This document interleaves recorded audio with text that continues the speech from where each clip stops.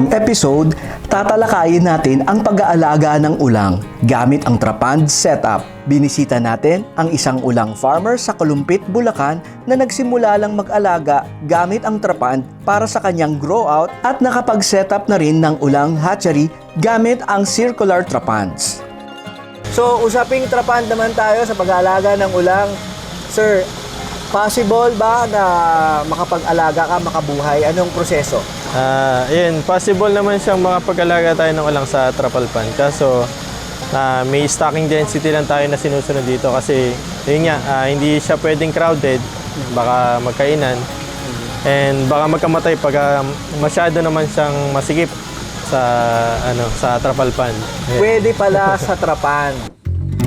Dinalaw din natin ang isang hituan at tilapia grow out na ngayon ay nagsimula na ring magpalaki ng mga post-larvae na ulang gamit ang circular Trapands.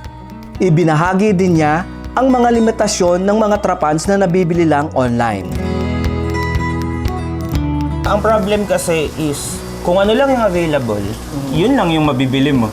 And then, bahala ka nang mag-adjust ng size ng katawan. So, hindi kasi typical na magpapa-custom ng say for example, mas malaki. Or actually, nahirapan dun nga sa 15 feet, parang medyo nahirapan na ako na magtanong-tanong ng mas malaki. Kaya kung makikita mo, iba yung kulay nun. Iba-iba yung nabilhan ko ng bawat lona pan. Materyales. Oo. So, iba-iba yung materyales. So, hindi siya eksaktong 12 feet. Kasi katulad nito may kulubot. Oo, dapat lapat kung sakto sana siya. Oo.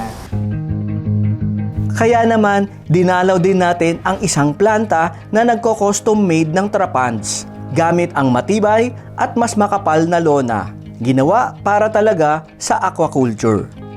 Ang mga Trapands na ito ay space saver. Mamamaximize ang iyong lugar dahil kaya nilang gawin base sa sukat na iyong kailangan. Sa inyo, sir, ano yung uniqueness na pwede nyong maibigay sa kanila when it comes to limitation sa sizes? So when you ask for a specific size, we try our very best of our abilities na to come up with the order. As far as I know, wala naman po kaming na-reject na custom-made order. Yeah. Since talagang tanggap po kami, kahit malaki pa yan or kaya namin. What makes us different po from our competitors here is yung thickness po. Yung thickness. So we engineered or rather we studied talaga kung ano yung hanap ng mga tao. Ang pipe ko po namin talaga is made for boats. Yung mga rubber boats for navy, ganon. So when kahit i-penetrate pa siya, i-stab mo, talaga matibay po talaga sa amin. Bago po namin ilabas sa market, we test the product first. So it goes through a multitude of tests. So from simple slashing, tearing, or stabbing. Tinetest po namin and before we distribute it to the customers, talagang vina-verify po namin na matibay ang product namin. Binisita din natin ang kanilang planta para ipakita ang malawak na operation nila sa paggawa ng iba't ibang klase ng lona. Hindi lamang pang aquaculture, pwede ring cover ng truck, iba't ibang laki at sukat ng tents, flooring ng poultry, large-scale printing, at mga lona bags para sa urban farming. At ito, ideally, pwede rin to sa tilapia. Ano pang pwede nilang gawin dito? Pwede sa tilapia. Sure, pwede din sir pang swimming pool ng bata. Pwede po siya, allowed po siya sa lahat. Kung alam po, pwede po siya. Pwede na rin sa matanda. Oo, sa matanda, mapabata man sir, mapasummer kami. Ito po yung mga madalas po na nabebenta namin. Nagagamit na rin. Opo sir, na pinapa-customize po gamit yung lona po namin. Sa episode na ito, magde-demonstrate din tayo kung paano mag-setup ng simpleng Trapand sa pag-aalaga ng ulang.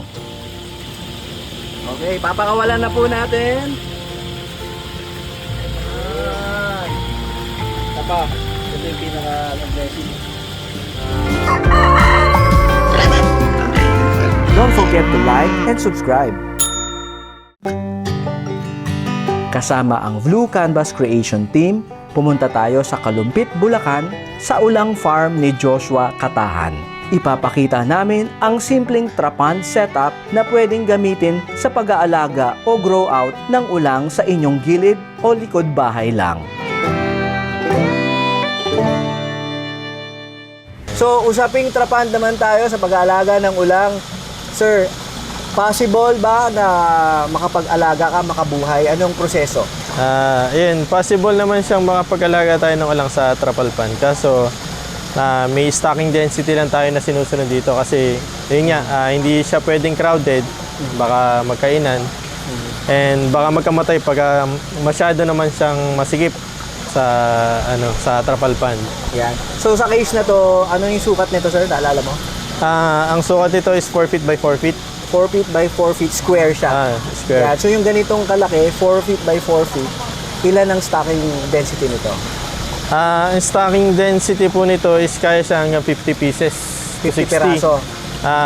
Based sa mortality kasi, baka sumakto lang siya na 50 pieces yung mabuhay.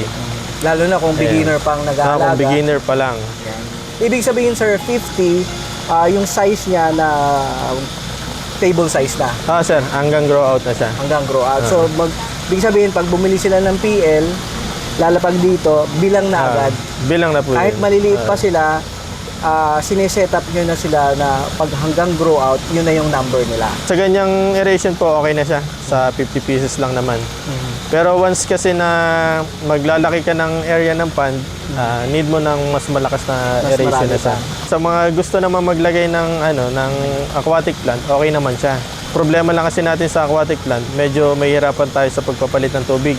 Natatrap kasi doon yung mga dumi Okay. sa mismong ugat ng mga water plant. Kaya once na naglinis tayo, hindi kagad lahat ng dumi nakukuha. So, yung preparation ng tubig nito, kung wala naman silang deep well na katulad mo, ano yung Apo. mga kailangan nilang bantayan o dapat wag nilang kaligtaan na gawin? Ayan. Sa pag-aalaga po sa, kunyari, kung nasa urban area po kayo, ang source lang na water nyo is yung may sa May nawasa chlorine. or may chlorine. Ang gagawin lamang po natin dun is mag-i-stock tayo ng another, kunyari, may drum kayo sa bahay, mag-i-stock na po tayo ng tubig na kahit 2 to 3 days na naka-stock siya. Then after nun, yun po yung gagamitin natin na pampalit ng tubig dito sa ating mga ulang. I see. Kasi once na dinerekta po natin na mataas ang chlorine level ng tubig natin, pwede silang mamatay din. Kasi nga sa gamot na nandun sa tubig. Yeah. Kanina sir, nung nagsiset up tayo, nakita ko yung tubig, yung nilagay, nilinis nyo lang bagong-bago yung ating Apo. trapan. Hindi na kinailangang magpasingaw o maglagay ng anti-chlorine.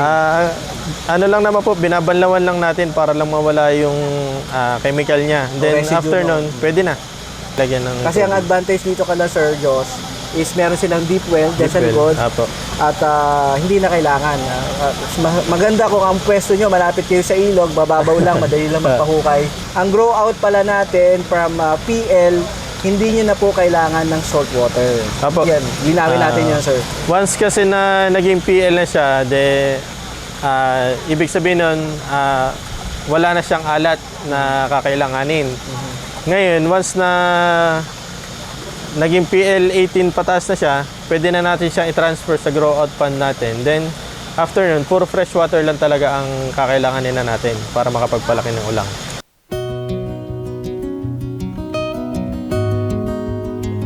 So para sa mga viewers natin na bago lang sa pag-uulang, ano ba sir yung ibig sabihin ng PL? Ang PL po is post-larvae. Post-larvae. Ibig sabihin nun, after siya ng larvae stage niya, ang larvae stage po kasi niya is wala pa siyang paa. Buntot lang siya na parang palutang-lutang siya. After nun, pagka nagkapaa na siya, then nakompleto na, parang hipon na siya na maliit. Yun na po yung PL stage niya. Yan. So gaano kalaki naman yung PL na tinatawag? Yung PL1 po is nasa half inch lang siya or wala pa. Then after nun, molting ng molting, pagka habang lumalaki, nagiging up to 1 inch.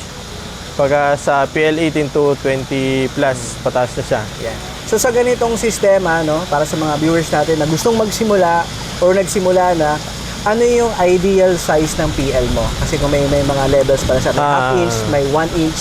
Ang ideal po natin talaga na alagaan na sa mga mud pond or trapal pond na ganito is nasa 1 inch na siya. 1 pataas. inch. So, Para mas matibay na mas sila. matibay na sila talaga sa tubig. Yan. So sa ganitong size, dahil ang grow out mo, pwede mo lang alagaan ng 50 maximum. Apo, maximum. Yung PL na ilalagay mo, more or less, mga 60 pieces. Oh, pwede. 60 pieces po pwede na.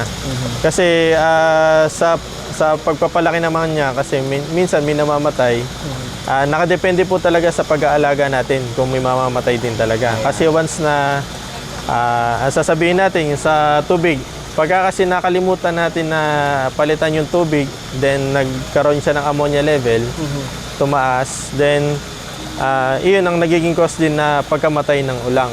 Then yung pagka nagutom sila, nagkakainan din sila. Kaya nakadepende sa atin talaga kung paano natin mabubuhay yung ulang.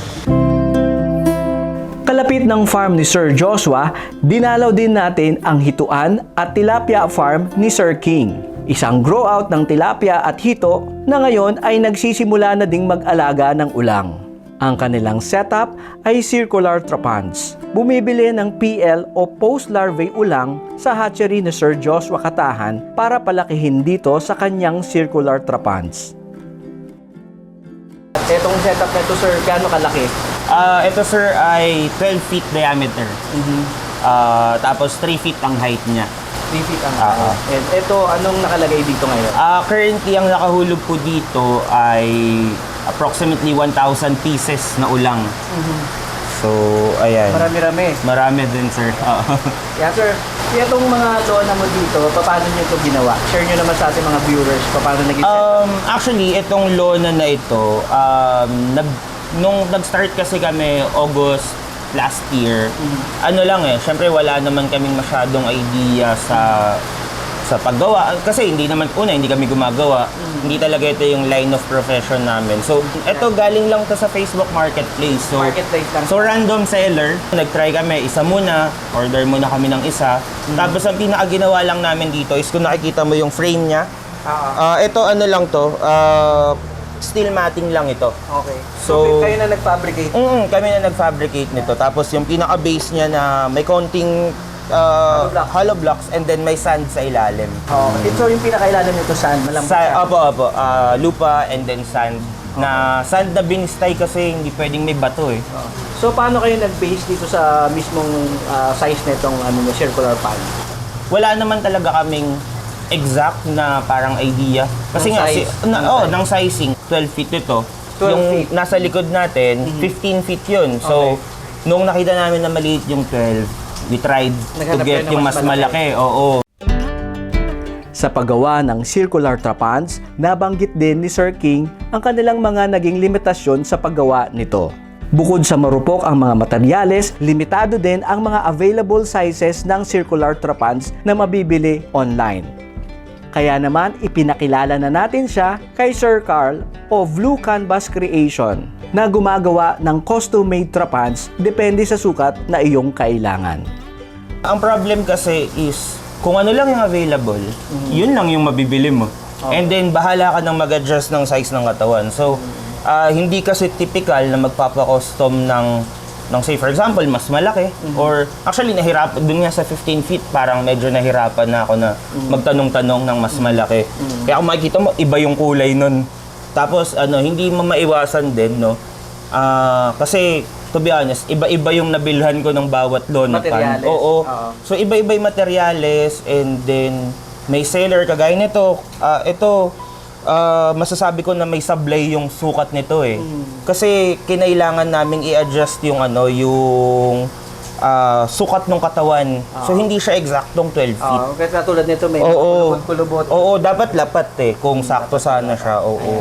So ngayon may solution tayo kasi may bisita tayo ngayon. Siyempre from Blue Canvas Creations po. Ayan, sir, ikaw na sumagot dun sa naging limitation ni Sir King. So, yun po sir. Sa amin po sir, with our Lona, we can customize to any possible size naman po. No limitations naman po tayo doon. So, if you require us na exact fit yung requirements mo, then we can do it naman for you. No problem po. Yan, so yan ang advantage niyan dahil yung mismo kung masusukat mo. Since engineer si Sir King, kaya niya sukatin yung possible na pinakamagandang sukat ng mga circular pans niya para sa kanyang lupa. At ngayon, hindi na malilimitahan. Kasi dati nakabase sa dun sa available sa marketplace na size ng circular pan. So ngayon, meron tayo pwedeng gumawa na custom-made na. Of course, ang pinaka-importante, kung may kailangan kayong setup na ganito, meron tayong mga reliable na supplier na magpo-customize ng inyong mga trapans. Hi, visit us on Facebook, Blue Canvas Creations, or at IG or TikTok po. Meron po kami doon available Available din po kami sa Shopee, Lazada for your needs. Ayan. So pumunta na lang po kayo sa description. Nandyan po ang kanilang contact details. And agree ba kayo sa agree? Agree. Approve. Don't forget to like and subscribe.